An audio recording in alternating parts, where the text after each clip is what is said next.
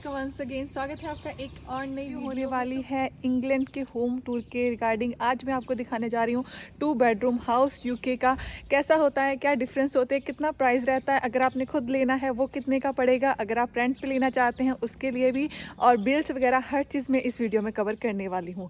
तो बिना किसी देर से स्टार्ट करते हैं डायरेक्टली ये वीडियो। Let's get started. तो गाइस हम पहुंच चुके हैं जिस घर का मैंने होम टूर देना था। तो बेसिकली ये बाहर का एरिया है। यहाँ पे काफ़ी घरों में यहाँ पे गैरेज मिलता है, पर कुछ घरों में यहाँ पे गैरेज नहीं होता, ड्राइववे की स्पेस होती है। इस घर में पर्टिकुलर ड्राइववे की स्पेस है, जैसे कि उस जगह की जो स्पेस है वो 16 नंबर घर की है और ये जो स्पेस है वो 15 नंबर घर की है। डिपेंड करता है काफ़ी चीज़ों पे, कैसे लोकेशन पे आप घर रहे हो, कितना मनी स्पेंड कर रहे हो, इन सब पे। तो हम डायरेक्टली अंदर चलते हैं। ये ड्राइववे की बात तो थोड़ी सी होगी, हम डायरेक्टली अंदर लेके चलते हैं आपको। तो यहाँ पे हम आए हैं संधू हाउस। तो ऑफकोर्स पंजाबी का घर है, मैं भी पंजाबी हूँ। एंट्री में आता है यहाँ पे पॉर्च का एरिया। कुछ घरों में ये एरिया होता है, कुछ घरों में ये एरिया नहीं भी होता। मैं दिखाती हूँ। बेसिकली इसमें एक फ्रंट डोर होता है, इसके बाद होगा मेन डोर। तो ये एरिया डिपेंड करता है, कुछ घरों में काफ़ी बड़ा होता है, कुछ घरों में छोटा स्पेस। वो तो अकॉर्डिंग घर का कितना साइज है डिपेंड करता है। लोगों ने यहाँ पे काफ़ी सेटिंग करी हुई होती है। इसमें इस घर में क्या सेटिंग है मैं आपको दिखाती हूँ।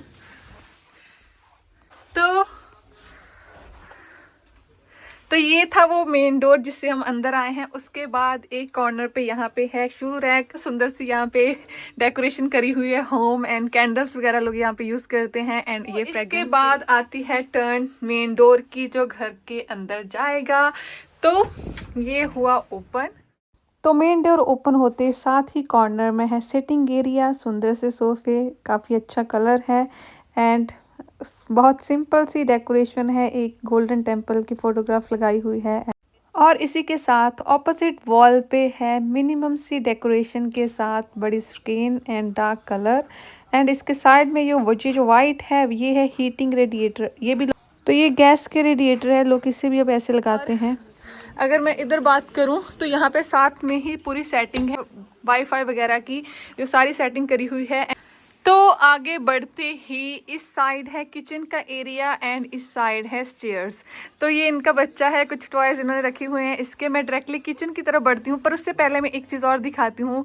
ये है यहाँ पे हीटिंग के लिए, ये है पूरी इलेक्ट्रॉनिक सेटिंग। इसको आप अपने मोबाइल के साथ भी कनेक्ट कर सकते हो, अगर आप घर के बाहर हो तब भी आप हीट ऑन कर सकते हो। उसके अलावा काफ़ी और भी फैसिलिटीज़ रहती हैं, लाइक लोग यहाँ पे टेम्परेचर सेट कर देते। जैसे इनका जो टेम्परेचर है 22 सेट है, ये ऑटोमेटिकली ऑन हो जाएगी जब घर का टेम्परेचर 22 डिग्री से कम होगा।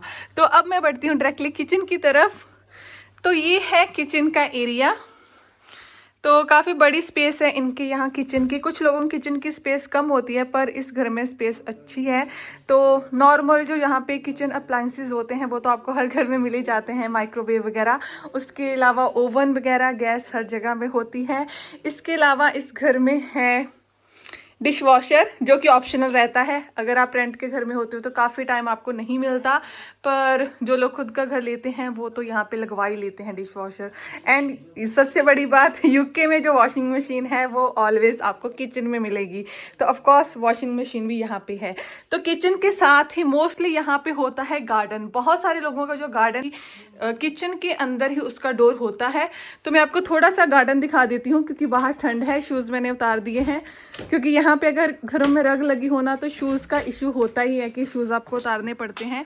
तो ये है गार्डन का एरिया।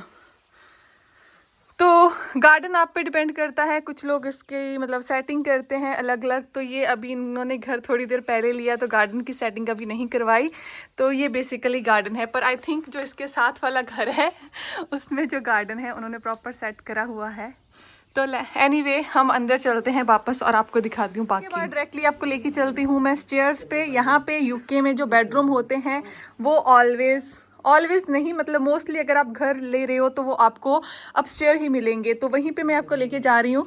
तो काफ़ी सुंदर डेकोरेशन करके रखी हुई है इन्होंने। स्टेयर्स पे भी साथ में लाइटनिंग है। अपस्टेयर में पहुँच चुकी हूँ। तो ये हूँ मैं और ये अपस्टेयर का एरिया है। तो 2 बेडरूम है। ये है वॉशरूम, 1 बेडरूम इस तरफ है एंड सेकंड बेडरूम है इस तरफ चलती हूँ मैं। तो ये है फर्स्ट बेडरूम। यहाँ पे कुछ बेडरूम ऐसे रहते हैं, साइज़ डिपेंड करता है अगेन कि आपके घर की कॉस्ट क्या है, एरिया क्या है, कितना बड़ा आप घर ले रहे हो। और बेडरूम में विंडो, ये जो विंडो है वो जिस तरफ से हम आए हैं मेन डोर उसकी तरफ की है। अब दूसरी साइड अगर मैं दूसरे बेडरूम में लेके जाऊँगी, बेडरूम नंबर 2, तो इनका बच्चा है तो काफ़ी टॉयज़ वगैरह आपको दिखने को यहाँ पे मिल जाएंगे। तो ये थोड़ा बड़ा बेडरूम है उस बेडरूम के कंपैरेटिवली।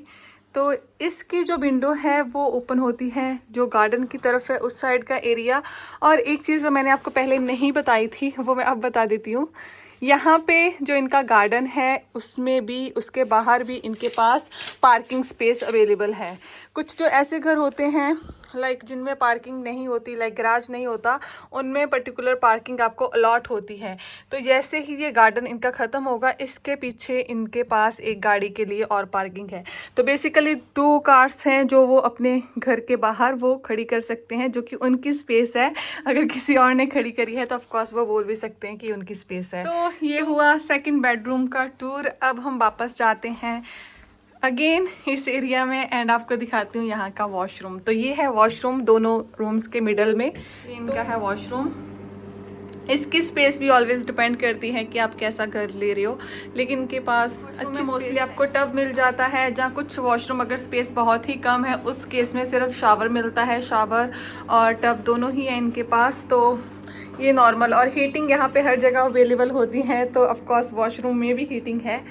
तो इसके अलावा कुछ थोड़ी सी स्पेस यहाँ पे एक्स्ट्रा भी है जो कि स्टेयर्स के ऊपर है, तो इस जगह पे भी आप अपना अपना सामान रख सकते हो। तो इन्होंने कुछ सामान ऑफ कोर्स रखा होगा, ये तो मैं नहीं ओपन करने वाली, बट स्टिल यहाँ पे स्पेस इनको मिली हुई है। मैं आपको दिखाती हूँ, ये है लॉफ्ट का एरिया। काफ़ी घरों में यहाँ पे मिलता है एक्स्ट्रा स्पेस के लिए, यहाँ पे आप काफ़ी सामान रख सकते हो।